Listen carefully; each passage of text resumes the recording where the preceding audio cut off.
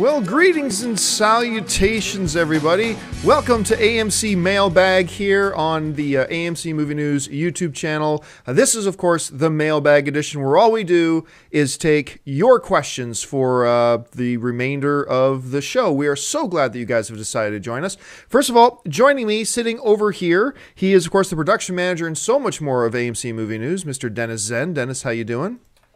Doing good.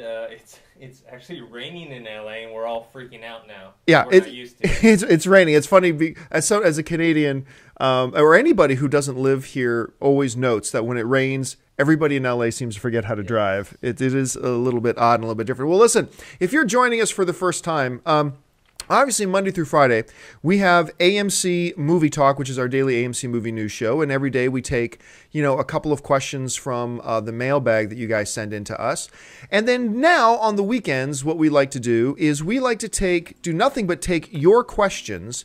And all we do here on Saturdays and Sundays is take your questions from the mailbag, and then we interact with you guys on the chat board. So here's how it's going to work. We're going to take about 5 or 6 questions from the mailbag, and then Dennis and I are going to spend the rest of the time just taking questions from the chat board. So there's already hundreds of you joining us in the chat board. Thank you so much for being here. And don't bother typing in your questions right now because we're not going to address them right now. So just wait until we're done the 5th or 6th question and then start putting your questions in the chat board, and Dennis and I will keep our eye on things. So with all of that out of the way, let's get started with our first question of the day. And the first question today comes to us from Thomas Travis, who writes, "All right, guys, my question is about the upcoming Mandela biopic starring Idris Elba.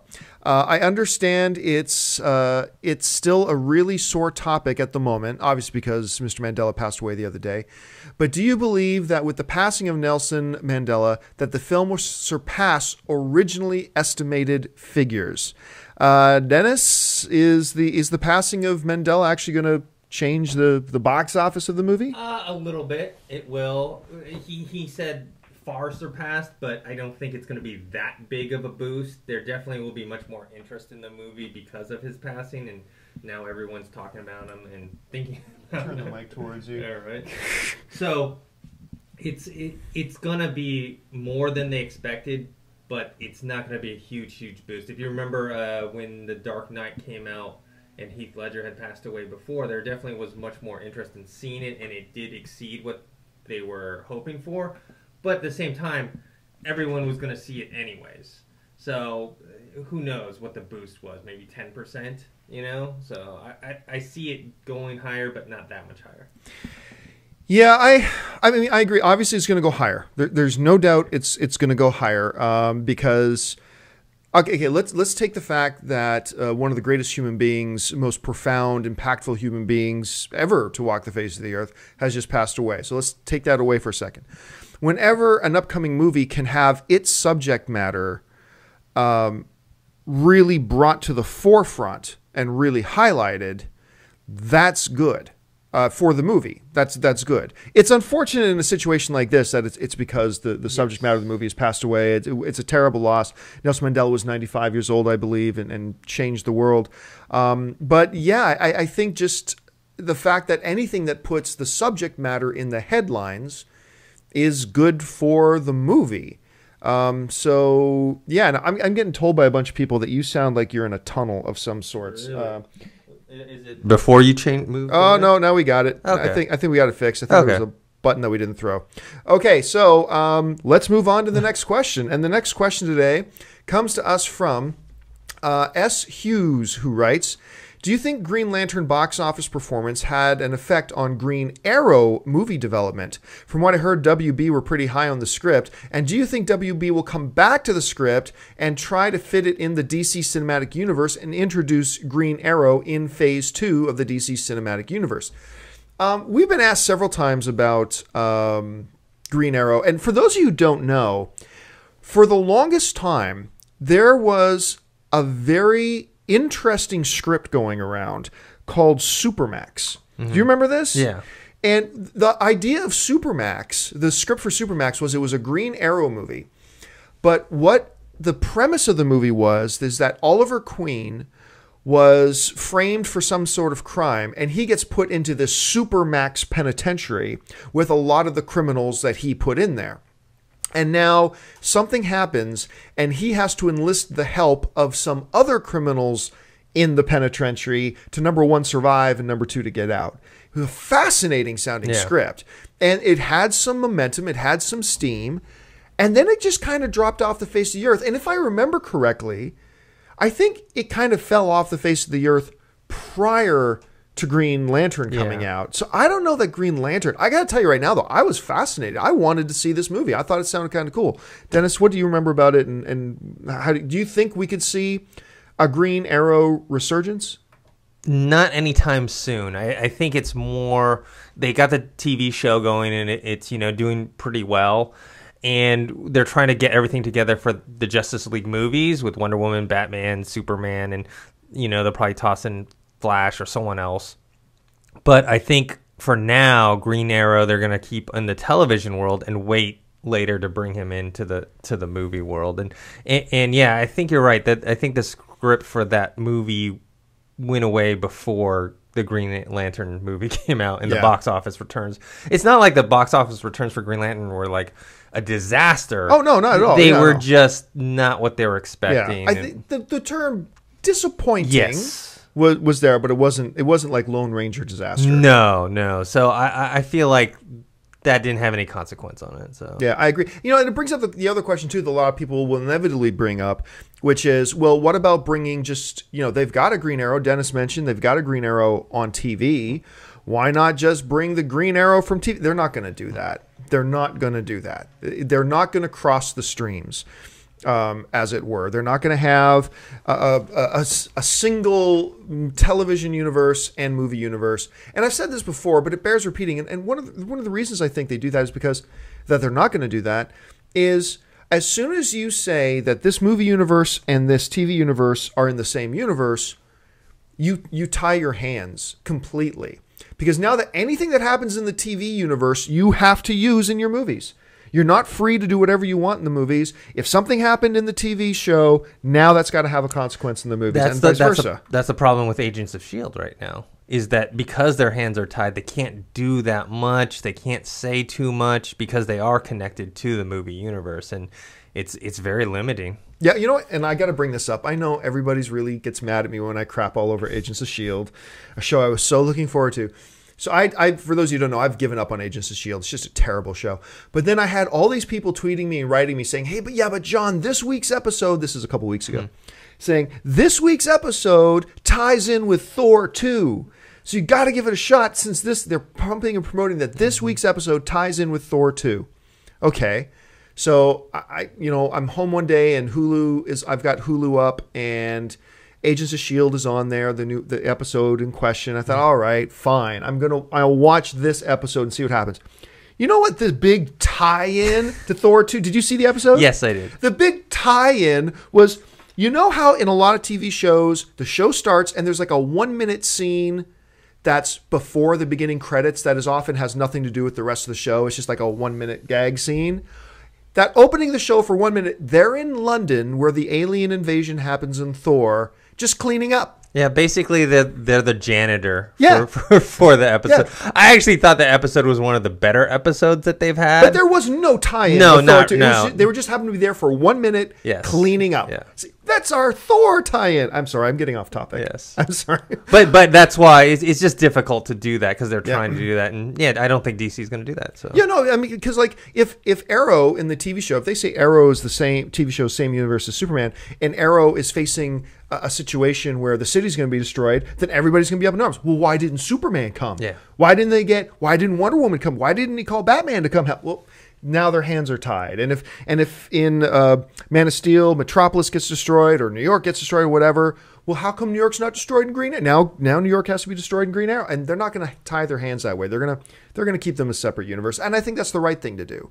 As much as I do an Arrow after show. I think you do an Arrow after show as well. Yeah, I actually don't watch the show, but two of the guys that over at Think Hero. Yeah. So I mean, I'm a big fan of Arrow. I mean, we had Stephen Amell call in to our show the other day. I'm a big fan of Arrow, the TV show, and even I don't think they should cross it into the movie universe. I like it where it is. I like that their hands aren't tied by the cinematic universe, and I I like that the cinematic universe doesn't have their hands tied by what goes on in the TV universe. So I'm happy that way. All right, let's move on to the next question. The next question today comes to us from Jacob Van Houtan.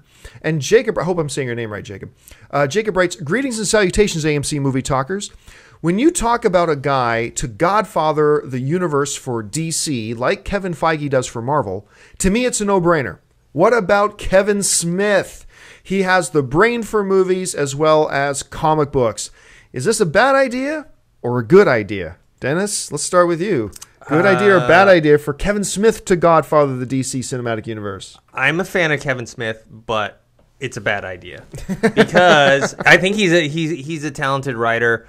But the problem is he kind of has like ADD with stuff. He kind of, like he gets interested in something and then he goes away. So I think for him to like sit down, because if you're going to godfather something like this, it's like, like a 10-year commitment or something like that. You have to sit there and be like, that's the only thing you're going to be working on. And I just don't think he has it in him to do that. I think maybe he has. I agree with you about his ADD. I think he'd probably be the first one to admit that too. I don't know that he doesn't have it in him. I just don't think it's something that he'd be interested in. I mean, he's really into comic books, but if you ever see him tell the stories about when he was getting ready to write Superman and his efforts in writing other comic book related stuff, he doesn't like writing action. Yeah. Or at least he says he's not very good at it. That's what he says, which is one of the things I love about Kevin Smith. He's so open about what his strengths are and what his weaknesses are. I think that's really cool about him. I am also a big Kevin Smith fan, huge Kevin Smith fan. Seriously, in Hollywood, the dude's one of my heroes. And I love Clerks 2 is in my top 10 favorite all-time comedies list. I think the guy's fantastic, one of the best all-around pure storytellers in Hollywood. But here's why I don't think it would be a good idea for a Kevin Smith to godfather the DC cinematic universe. And it's something that a lot of people will look at as a strength, but it's actually going to be a hindrance. He is such a comic book purist. Mm-hmm. He knows his comic books like nobody's business. And the thing about a guy like Kevin Feige is Kevin Feige understands, be sort of true to the comics, but also make it, viable to the wider movie-going audience. Make it viable to everybody, that everybody would want to watch. And that means sacrificing some of the continuity of the comic books and sacrificing some of the things of the comic books. And I think a Kevin Smith, who has never directed and made a $100 million film, I think Kevin Smith would be very, very hard and fast, true to the comics. And I don't think that would work in a large-scale cinematic universe. Because you got to make it appeal to everybody. You can't be beholden and held steadfast to the continuity, because even if you do that, then which comic book continuity? Earth 3, Earth 75, Universe Parallax, number 142? Like, which reality do you stick to? And I think the one thing that hurts Kevin Smith is the fact that he is such a comic book guru and that he knows that universe so much. I just don't think it would be a good fit.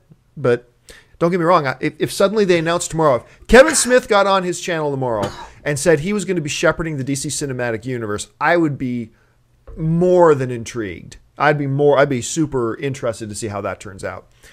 Okay, let's move on to question number 4. And question number 4 today is... wow, dude, I'm going to mispronounce your name, but I'm going to give my best shot. Ognjen Gavrilovic. Ognjen Gavrilovic writes, hey, AMC, great show. My question is, how long does post-production actually last? Let's take the upcoming Amazing Spider-Man, for example. The movie is 6 months until released, and it's been in post-production for some time now. When is the movie actually done? There must be some screenings involved, and I know that, let's say, late night hosts get to see it in advance so they can promote it on their shows. Anyways, to sum it all up, how much work is being done in post-production, and when is the movie actually finished / edited? It's a great question, OG. And one that I think a lot of people have a lot of misunderstanding about, and there's a lot of mystery and mysticism surrounding with the whole thing of post-production for a lot of people. At this table are two guys who have done some work in post-production, one more than the other. But I know this. I can tell you this. I made a movie And I shot the movie in 15 days. Shot the whole movie in 15 days. But the movie wasn't ready to actually show anybody for like 5 more months after that. Shot it in 15 days. And I had no visual effects in my movie. It was all like music and editing and color correction and a lot of that stuff. Now, granted, I didn't have a staff of 15 people working on it. I had a staff of 2 guys working on it. But it really all depends on the movie. Because some movies are going to be like mine, that is just video editing and music and color correction and fine-tuning and tweaking, stuff like that. And then others are going to be like The Amazing Spider-Man, where there's going to be a universe and you're going to need an army of visual effects artists to also do that. And then you got to coordinate these hundreds and hundreds of people who are individually working on their own things. You got music composers and editors and visual effects artists, and you got all this stuff going on. It really depends on the movie. I don't think there's a standard answer. Dennis, how would you answer something like this? Yeah, it really depends on, especially on visual effects, how much visual effects is involved. But I think post-production is one of those things that like a lot of people misunderstand and don't they're like, they finished the movie. Why isn't it out? Like it's 2 months later. Why isn't it out?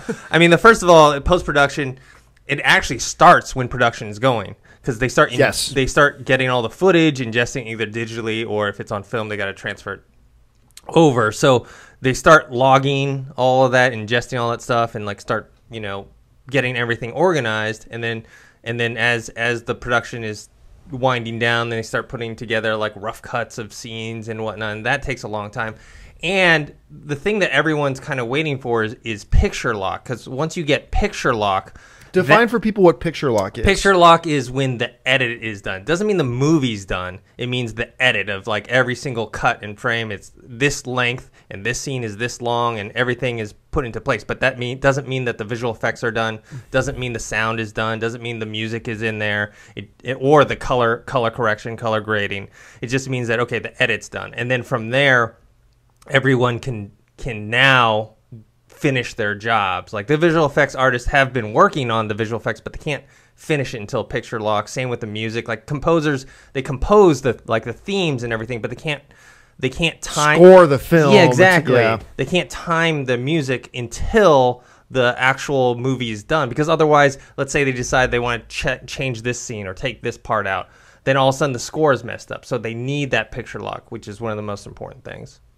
So yeah, the real answer is there's no definitive answer. It's going to be different for every film. I know some films have taken like a year and a half of post-production. Some take months of post-production. It really all depends on the film and how much work has to be put into it. I saw Gravity almost a year before it came out. Right. And there was unfinished visual effects. And when I watched the final one, there wasn't many editing changes. So that means that it was all visual effects that they were working on for that whole like almost a year. Yeah. And sometimes a movie will be done, and what we say, you might hear us use the terminology in the can. Yeah. That means when you hear somebody say the movie's in the can, that means it's done.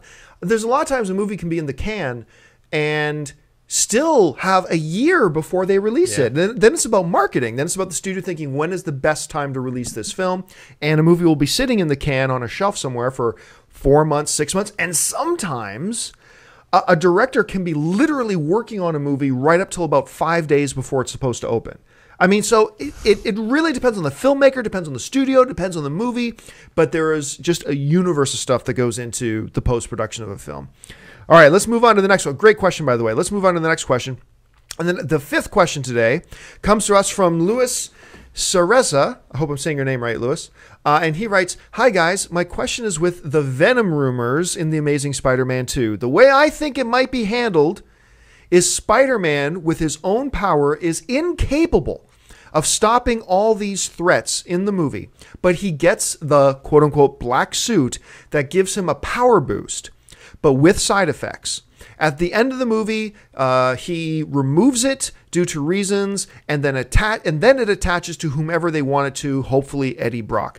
So what Lewis is suggesting here is that, much like the Sam Raimi Spider-Man 3, that Peter Parker gets the symbiote, attaches to him, he gets a power rush, but he also then notices it's starting to affect him negatively, so he gets rid of it, blah, blah, blah. That's a good way to go. But here's why I love your theory. Because in the trailer, you hear the new trailer that just came out the other day, which I loved, by the way. I thought the new trailer was great. You hear Peter Parker saying, I've always known at some point I'm going to come across an enemy who's too powerful for me to overcome. And so now he's got Electro, who alone is way more powerful than Spider-Man. Mm-hmm. You got Rhino, you got Goblin, who knows what else they're going to throw in there. I never considered it, but it totally would make sense. And I'm not saying this is what they're going to do, but this is why I love your theory. It would totally make sense that in order for Peter Parker to stand a chance against this trio of villains, who collectively are far more powerful than he is, that he gets the Venom entity. That makes sense. And then it opens the door for Spider-Man 3 if they wanted to go that way. I think it makes perfect sense. I don't know that it's what they're going to do, but it makes sense. It's a great theory. Dennis, what do you think about it? Yeah, I like it. I think it could work very well, especially with the plot for the second movie. The one thing, though, is that, when you're talking about the previous explanation, the one that happened, the Sam Raimi one, that's the one that's faithful to the comic book, because that's what happens. And they don't necessarily have to be faithful to the comic book. They can go their own way, because make the best movie. That's the most important thing. Exactly. And a lot of the comic fans already know it. Like, why do you have to see exactly the same thing that you already read? So a little, change up would be nice. I do think that, because people are saying, like, it has to be Eddie Brock. It has to be Eddie Brock. I don't know if it has to be Eddie Brock. It doesn't have to be. To be Venom. Yeah, it doesn't have to be. It would be nice. Yes. I think that's probably the right way to go, but it doesn't have to be. Yeah, and even maybe they just maintain the essence of who Eddie Brock is, but they just call him something else. Because imagine if you were watching Amazing Spider-Man 2 and there's a character called Eddie Brock in it. You know what's going to happen. Yep.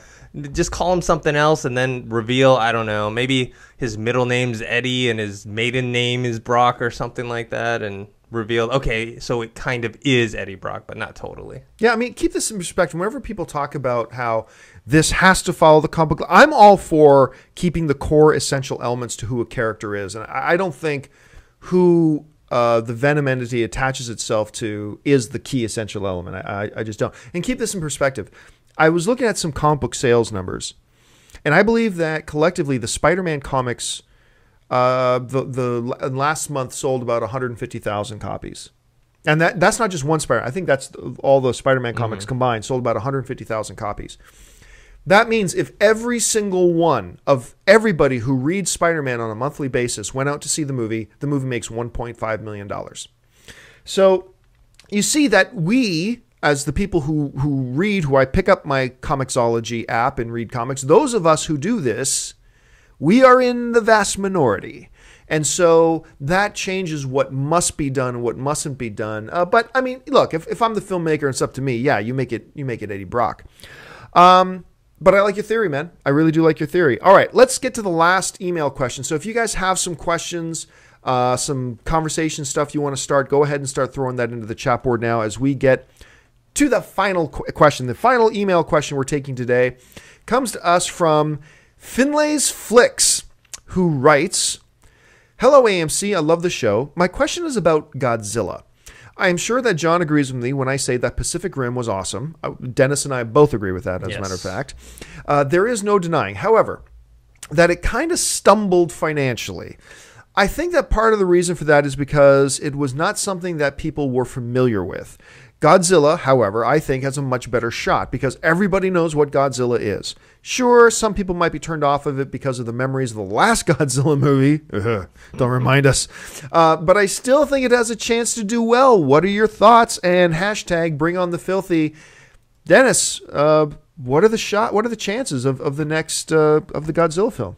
Pretty good, I think. He's right. The name recognition will bring in the casual moviegoers that did not go see Pacific Rim, because a lot of people who didn't know what Pacific Rim, let's face it, most moviegoers, the casual ones, not us, but the casual ones don't know who Guillermo del Toro is. It's true. That's just a fact. It's true. They don't know, that he's creating this awesome Pacific Rim. They just look at it and they think, what's this Transformers rip-off movie with these giant Transformers in it. It looks stupid. And unless you're somebody like me who watches Sons of Anarchy, you had no idea who this leading star. No. You had no idea who Charlie Hunnam was, the lead guy in that movie was. Yeah, and so that was one of the main reasons that Pacific Rim didn't do very well domestically. And I think with Godzilla's name, and you have the people who maybe took a chance on Pacific Rim and saw how awesome it was, now they're pumped for another giant monster movie. Yes. So I have a feeling that Godzilla has a very good chance of doing well.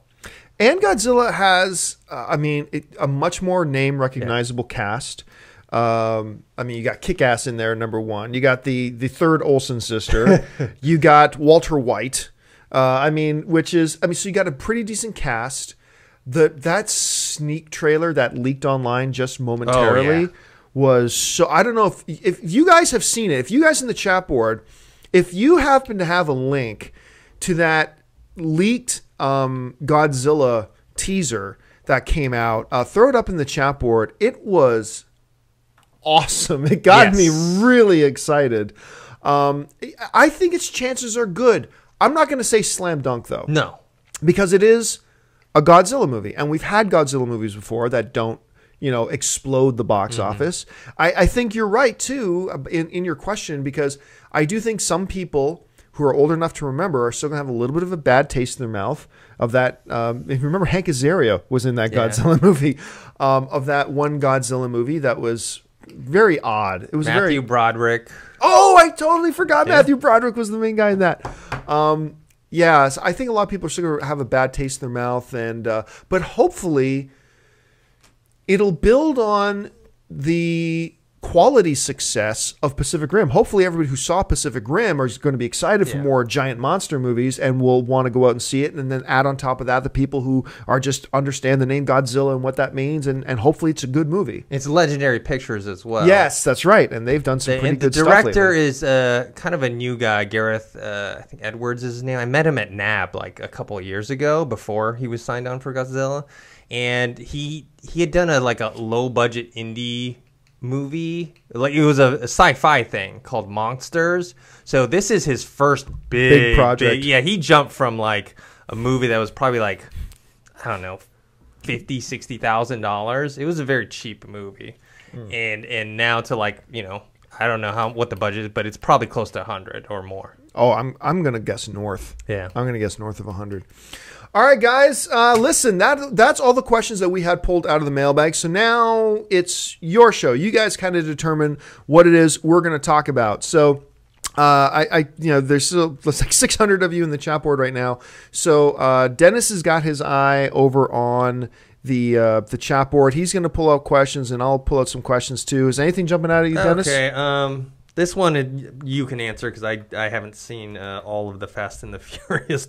Cyber Z asks, "Hey John, do you think that they should use Sean in Fast 7 because Han died and they don't know what to do with Brian O'Connor's character?" I'm gonna make a wild assumption here that Sean is the guy from Fast and Furious 3 Tokyo Drift.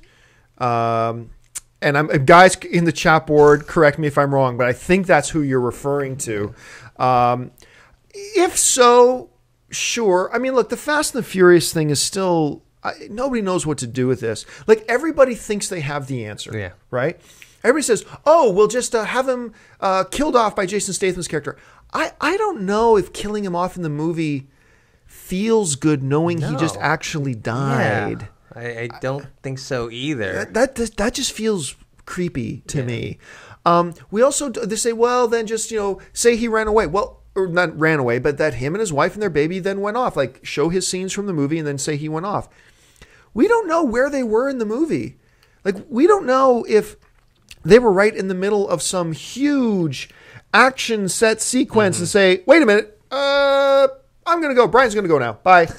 And then, he's helping Dom break into this giant safe and whatever. And then the next scene, they're all together in a room. It's like, hey, where's Brian? Him and my sister decided to move to Puerto Rico. Like, that would feel so jarring and out of place. So I've come to the belief that I believe that Universal is going to restart. I think they're going to eat the expense.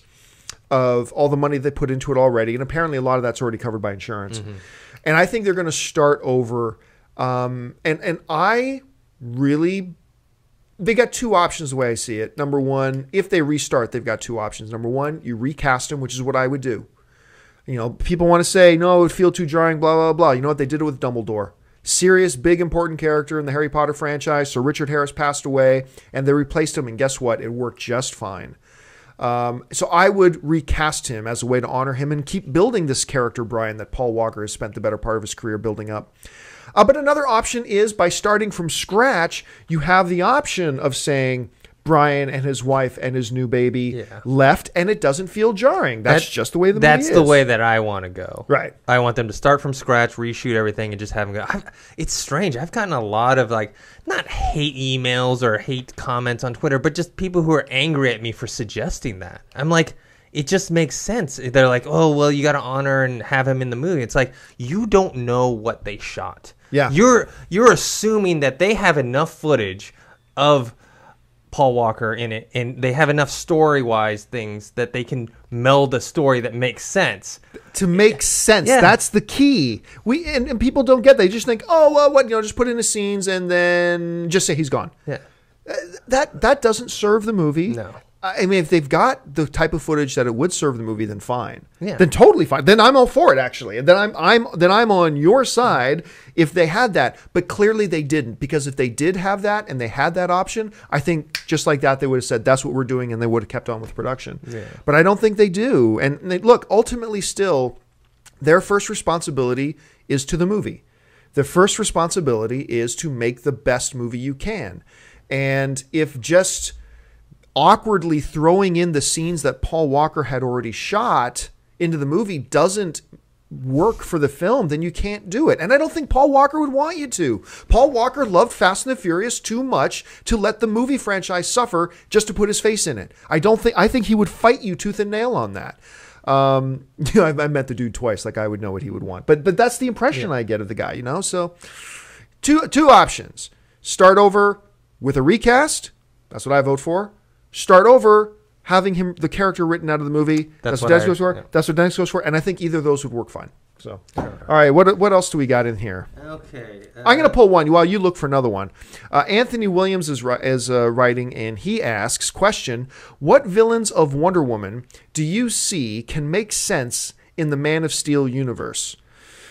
What villains of Wonder Woman would make sense in the Man of Steel universe? Wow. Ares is tough. Well, I mean, the Man of Steel universe just introduced us to the idea of aliens, so it opens up some things. There's Cheetah Girl. She's a possibility. You'd have to explain her a little bit differently. Artemis, who's not really a villain. Artemis in the characters, I believe, actually became Wonder Woman for a while. I believe that's how you say her name, Artemis. She actually defeated Diana in like a duel on the island, and she actually took up the reins of Wonder Woman for a while, and then Wonder Woman was heroing as something else for a while. Artemis would be pretty cool. In the Man of Steel universe, well, number one, I don't think we're going to see any Wonder Woman villain in Man of Steel 2. So let's just be really clear about that. I don't think anybody expects that. But when she gets her own standalone film, I think you go mythology. I think you play up the mythology of Wonder Woman, and I would go with an Ares, personally. I think there's a way to make that work. Dennis, when Wonder Woman gets her own film, who's her foil? Who's her villain? I really don't know. That's a tough one. She doesn't really have, to someone like me that's like more of a, for Wonder Woman, I never really read it. So to me, there's not like this big villain that I know about, Yeah, to people who aren't comic book fans. Yeah. Even if you approached a non-comic book fan in the street and said, name a Batman villain, Joker, yes. Riddler, Penguin. Name a Superman villain, Lex Luthor. Name, who's another major character? You could do Darkseid, as a villain, that people know, but that's not Wonder Woman's villain. Yeah, so there's not a marquee Wonder Woman villain that the general public would even know. So I think it opens up the doors a little bit for what people would do. Let us know in the chat board, guys in the chat board, who would you put as the villain? Do you think? Don't just say whatever wild name comes to your mind. What villain of Wonder Woman's do you think would work in a film like in this Man of Steel universe we're talking about, and you think it would work? I'd be curious to read some of your thoughts in there. Create their own. Create a new one. Or create a new one, yeah. What else we got in the chat board? Okay, this might be a biggie right here. Oh, boy. It's a kind of a loaded question. Ryan Allison writes, do you think Star Wars will be as big as it used to be, or has superhero movies surpassed it? Wow. This is going to... A lot of butting of heads. Yeah, right here. I mean... I said before that in talking about 2015, the question has come up several times. The big three opening up in 2015, Batman, Superman, Avengers 2, the new Star Wars. I have said that because of the bad taste in a lot of our mouths about the previous Star Wars, that I don't think this first new installment of Star Wars would win out of the big three. That I believe Batman, Superman will win the box office. There's just way too much name recognition for everybody on the planet with Batman and Superman. I'm starting to have my doubts about my initial prediction that Batman Superman would be the #1 film of 2015. I am questioning a lot of the decisions I'm seeing coming out of this movie. And one of them not being the Ben Affleck casting. I still think the Ben Affleck casting was a brilliant casting. I think it's going to work out well for them. But a lot of the other rumors and casting decisions and things like that we see coming out is making me question it.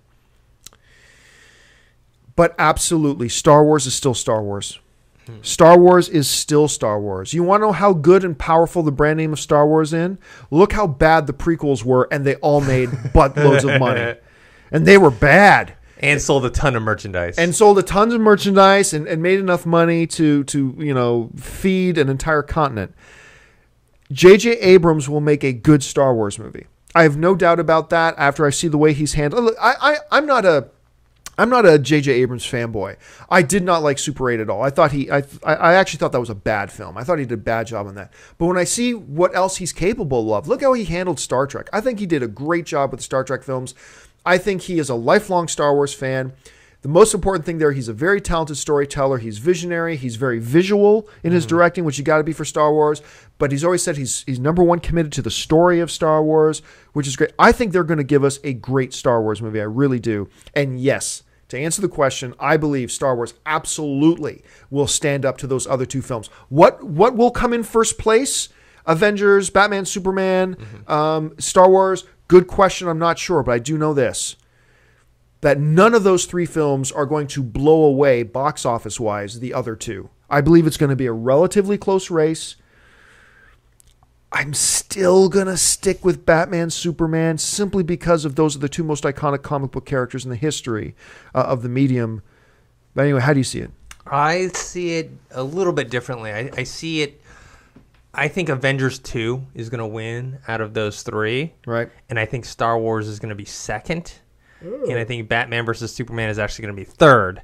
And I think, however, when we get to Avengers 3, let's say Avengers 3 versus Star Wars Episode 8, Star Wars Episode 8 will beat Avengers 3. I completely agree. And that will all depend on my assumption that JJ is going to make a great Star Wars Episode 7. If he does, Star Wars will rule the box office for the next 5 years. I think he will, especially since some of the hardcore Star Trek fans have said that he's already made 2 Star Wars movies. And they were called Star Trek and Star Trek Into Darkness. So, I think Star Wars brand it's still it's gotten to be like the biggest entertainment brand there is. Yeah. So they just need to get that marketing machine back up, and after hopefully the good quality of episodes 7, that they're going to be able to build off of that. All right, I got the next question here, and you can pull the next one. Right. The question we got right now is from Nishka Adams. And Nishka Adams put in the chat board here, with the casting of Gal Gadot as the chat board going. Oh, I lost it. Okay, look. The question was, I read it 4 times that Nishka was asking, with the casting of Gal Gadot as Wonder Woman, is it possible that Warner Brothers / DC has no intention of having individual spin-off Wonder Woman movies? So basically what she's asking is, with Gal Gadot being Wonder Woman, is it possible that DC and Warner Brothers is just bringing in Wonder Woman just to be a side character in the Superman movie, in Justice League, in a Batman movie, but never to have her own standalone Wonder Woman film? No, I don't believe that's the case. Wonder Woman is simply the most iconic and greatest of all female superhero characters ever. Ever. It would be foolish for Warner Brothers to not have a plan for Wonder Woman. Now, I do think, look, Warner Brothers has shown us a number of times that they are more than willing to have a wait and see mentality. Warner Brothers is patient. They are more than willing to say, sit back and say, let's see how the public responds to our Wonder Woman in the upcoming Man of Steel 2. Let's see how the public responds, and then we'll move forward. But I've got to believe that their hope and their intention is that everybody will love the new Wonder Woman, and then we start the spin-off, her own franchise. And that's the plan. Which brings up again for me, and I'm sorry to do this, the tragic mistake. Tragic's the wrong word.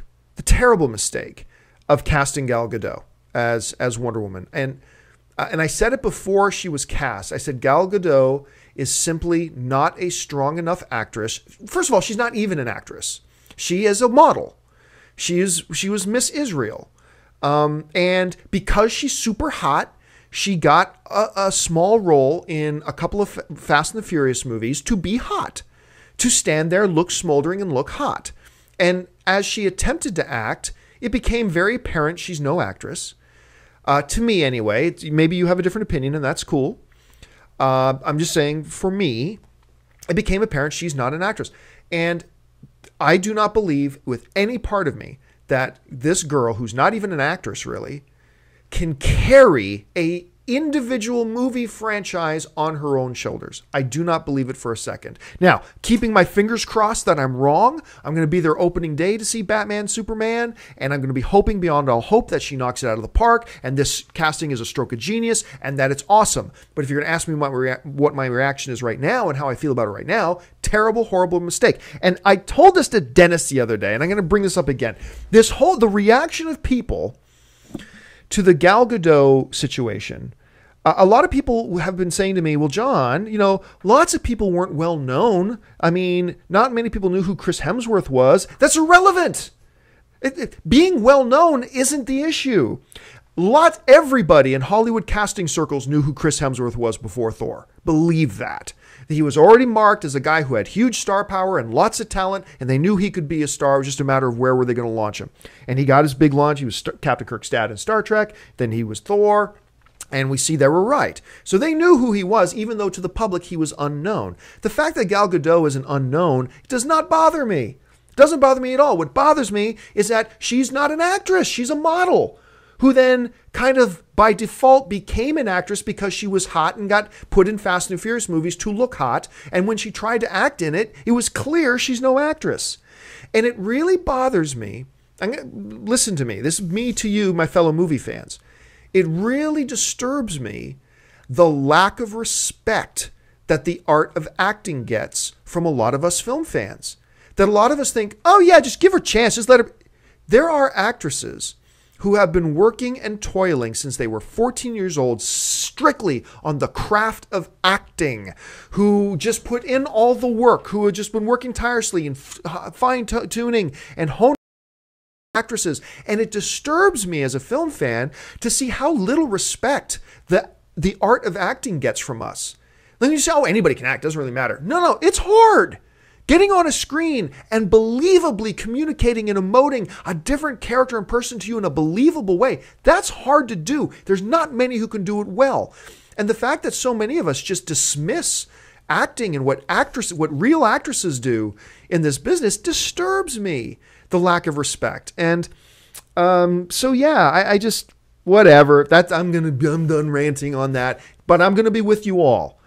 I'm going to be hoping against all hope that she knocks it out of the park and that she's great, because I've been looking forward to Batman Superman for far too long to not want it to succeed, and I want it to succeed badly. So Fingers crossed. Here's hoping I'm dead wrong, as many of you think I'm wrong, and I hope you're right. I hope you're right. So, Dennis, what about you? Yeah, they're not going to give up on a Wonder Woman movie. It's too well known of a character and a name, a brand name. I mean, a lot of times that's kind of like what the movie business is about nowadays. To get a movie greenlit is brand name recognition. Do people know what this is, who this is? Right. So no, they're not going to. They didn't cast her with the idea of, okay, she's only going to be a side character. However, they are going to see the reaction that people are going to have to her in both Man of Steel 2 and in Justice League. Then they're going to decide, okay, is this the right actress that we're going to put all this money into to make a Wonder Woman movie? If they decide no, then they may just either shelve the whole idea of doing a Wonder Woman movie, which would suck, or they will cast someone else. And they're not above recasting. Yeah, I agree. Okay, somebody asked in the chat board, what are your favorite Woody Allen films? I will start this one off, and it's a recent one. One of my absolute favorite Woody Allen films, and I want to pull up the name of the actress in this one. But one of my absolute favorite Woody Allen films was a recent one, and it was Vicky Cristina Barcelona. I think Vicky Cristina Barcelona did not get the credit it deserved. It's magnificent. I loved and the actress from Iron Man 3, who was his ex-girlfriend that turned out to be working with the bad guys. You know who I'm talking about. She has long dark hair. I'm forgetting her name. Why am I forgetting her name? Oh, let me look it up here. Where's Vicky Cristina Barcelona? The actress I have in mind. I don't know why. Rebecca Hall? Rebecca Hall. Thank you very much. Yeah. Rebecca Hall. I thought she stole that show. And Rebecca Hall was in that movie with Javier Bardem and Penelope Cruz and Scarlett Johansson. And of course, there's the big threesome scene in the movie. They got everybody, including me, excited.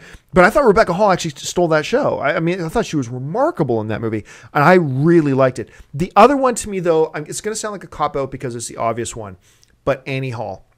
I was late to the Annie Hall party. It was made in like 1977.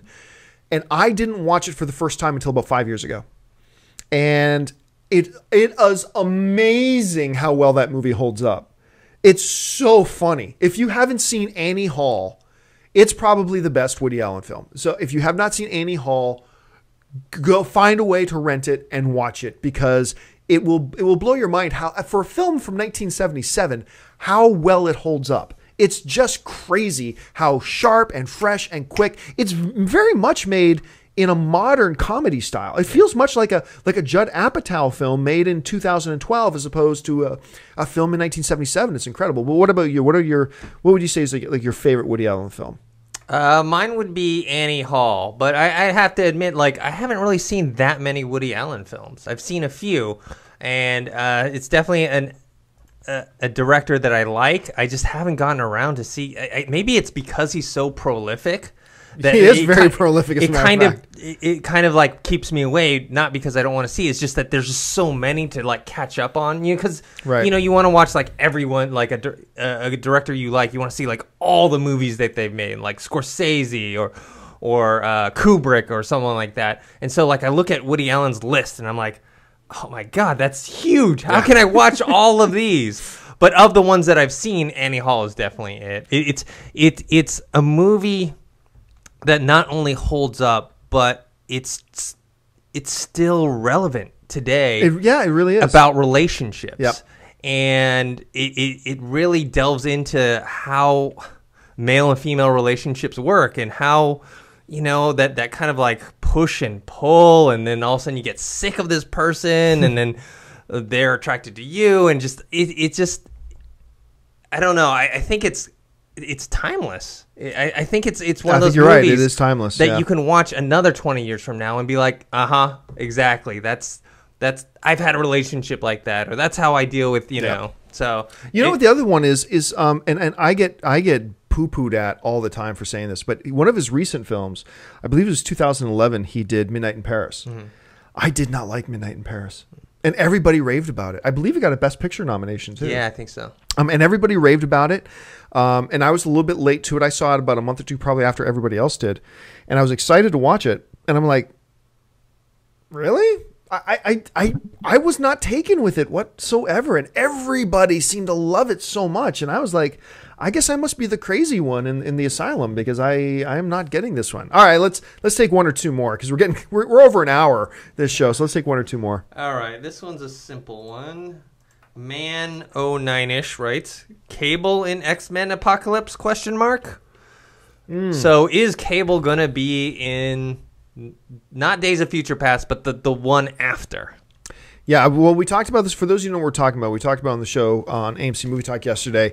Bryan Singer's come out and tweeted that they are planning, they're going to be making an X-Men Apocalypse. Hopefully, mildly following the storyline of Age of Apocalypse in 2016. Will Cable be there? I have no doubt. And you know the reason I have no doubt is because they're already talking about X-Force. I mean, so we know Fox is looking at the Cable character. The question will be, do we get an X-Force before we get an X-Men Apocalypse? Or does X-Men Apocalypse actually launch the X-Force series after that? I have very, very little doubt that we'll see Cable. I don't know, especially if you know the comics and you understand how tightly tied Apocalypse and Cable are. They are intrinsically tied together. It's almost that you can't have a Cable without an Apocalypse. You can have an Apocalypse without a Cable, but they're so intertwined with each other that I assume they're going to have him. And he is like one of the best comic book characters not to have appeared in any type of movie incarnation yet. He absolutely one of the best characters. I love Cable. Anyway, what do you think? I think so, and I think maybe we're going to see a cameo of him in Days of Future Past to like plant that seed. Because you know you were talking about Age of Apocalypse on yesterday's show, and the whole thing about Legion going back and trying to kill Magneto, but not doing it, and accidentally killing his own dad. The thing is, it's witnessed by Bishop. I'm thinking maybe they tie Cable into that somehow. Could be. And that, you know, they hint at it, at his character in Days of Future Past, and maybe that's how he's brought into the Apocalypse storyline. Also, Cable is the character that reawakens Apocalypse in the comic book series, because Apocalypse has to slumber to regain his energy, and Cable prematurely wakes him up. So maybe that's a post-credit scene for Days of Future Past or something like that. Well, there are already rumors going around online about the post-credit scene of X-Men Days of Future Past that involve Apocalypse. So, I mean, we won't go into it too much here. All right, let's gonna make this the last one. This one comes from Eric Fan, and Eric is asking, John, a Power Rangers movie? Oh, dear God, no. No Power Rangers movie. No. And look, if anybody believes that a Power Rangers movie would be financially successful, you're deluding yourself. Nobody will go see that movie. There'll be you and 15 other sweaty nerds sitting in there. I might be one of the sweaty nerds. I'm not going to confirm or deny that I might be one of the sweaty nerds, but that'll be it. The movie will make $8 million on a budget of about 30, and it'll be a huge financial. No one's going to make a Power Rangers movie. Maybe one for DVD, straight to DVD. Maybe one straight to for the Cartoon Network or something like that. But no one's ever going to do that. Why? Because you'll never make your money back on it whatsoever. I know Power Rangers fans are gonna be mad at me for saying that. I'm sorry. Like I encourage fandom. I'm a fan of a lot of stuff that I would never make into a movie. I'm a fan of a lot of stuff that I would never allow to be made into a movie. But I don't know. Am I missing something here, Dennis? Do you think that a Power Rangers film could be viable? No, not financially. No. I mean, the amount of money that you put into it and for the amount of people that are going to go see it, it just doesn't make any sense. And, I'm a bit older, so I missed that whole Power Rangers phenomenon. Right. Like, it came out when I was, like, I think maybe in high school or college, and I was still, I was reading comic books and video games, and Power Rangers just seemed kind of silly to me. I'm sure if I was younger, I would have like been like, this is so awesome, you know. But I just don't see it happening. But I will say, better than a movie. I actually went to my friends over at Machinima had a interactive film festival. Right. And one of the categories is fan films, and they had a fan film where Power Ranger fought I forgot which character, but one of the characters from Mortal Kombat, and it was actually really well done. It was a really cool action sequence. It's not a movie. I'd say go watch that, and you'll be satisfied. Right. Now, I should point out here that there were 2 Power Ranger movies.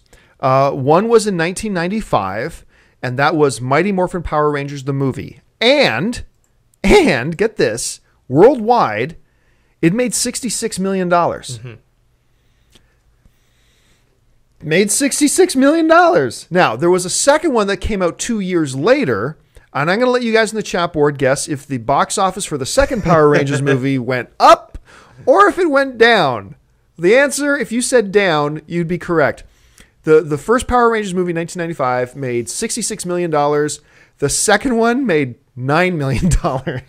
So it went like this. That's not the trajectory producers who are putting up their own money want to see. They want to see this. And that's probably what killed it. I think right now, if they were to do a Power Rangers movie, you'd be looking at that type of result. Or less. Or less. Yeah, I think you might be looking at a $5 to $6 million.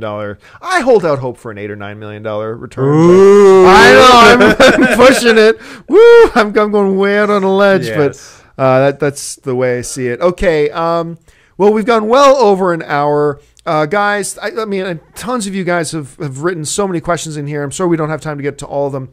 But you know what I'm finding, Dennis? Maybe you guys know. I'm finding that AMC Mail Bag is almost more, instead of a podcast, it feels more like a radio show. Yes. It feels like a talk radio show. And I'm having fun.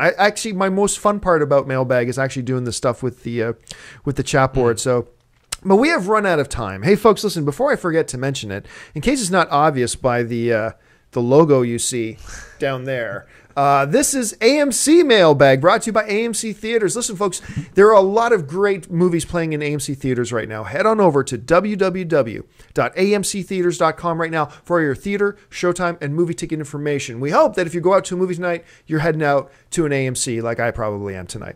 I want to thank, of course, the guy, my partner today sitting over here, Mr. Dennis Zen. Dennis, where can people find you online? You guys can find me on Twitter at ThinkHero or on YouTube ThinkHero Pro, and I also will be heading to AMC after this. I'm going to go watch Frozen because I heard you haven't seen Frozen yet. Yeah, I heard so many good things from you and other people. So good. You're going to love it. So you're going to love it. It's so good. And you guys can find me just on all the various social media channels, just at John Campia. That's on Facebook, Twitter, and Instagram, whatever. Thank you so much for joining us, guys. Don't forget to subscribe to our YouTube channel. If you haven't done so yet, just click the subscribe button. Become a subscriber to our AMC Movie News YouTube channel. Keep you up to date on everything going on in the world of movie news, including our Monday through Friday daily AMC Movie Talk Show and our weekend AMC Mailbag Show. I'll be back again tomorrow for another live installment of AMC Mailbag. Follow me on my various social media channels, and I will let you guys know on Twitter and on Facebook what time I'll be going live tomorrow, probably somewhere between 10 and 12. I'm not sure yet, but I'll let you know. Thanks a lot for joining us, guys. For Dennis Zen, myself, and for AMC Theaters, thanks a lot for joining us, guys. And until next time, bye-bye.